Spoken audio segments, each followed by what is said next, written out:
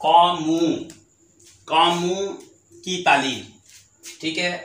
Camus की असल जो है कावामू है, कामू असल में कावामू। कानून लगा कि मोतल का कानून नंबर 7 के मुताबिक जो वाव है वाव को अलिफ से तब्दील कर दिया तो कामू हो गया।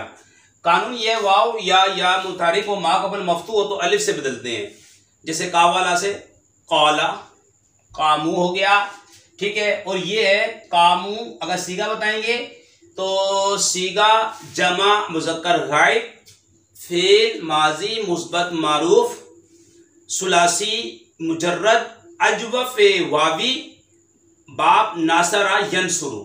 और कामा माजी यकूम मुजारे, इसके मज़दर आते हैं कौमन व कौमतन व कियामन व कामतन, ठीक है।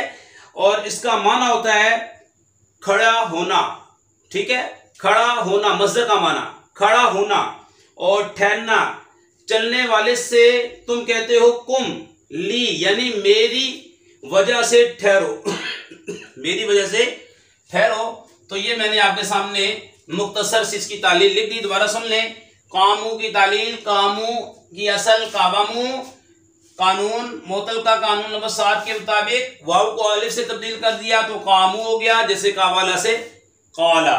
और सीगा बताने का तरीका, कामू सीगा जमा मुज़क्कर गायब, फेल माजी मुस्बत मारूफ, सुलासी मुजर्रद अजवफे वावी, असबाब नासरा यंसुरु, कामा यकूमु कौमन कौमतन व कियामन व कामतन, ये इसके मज़दर आते हैं।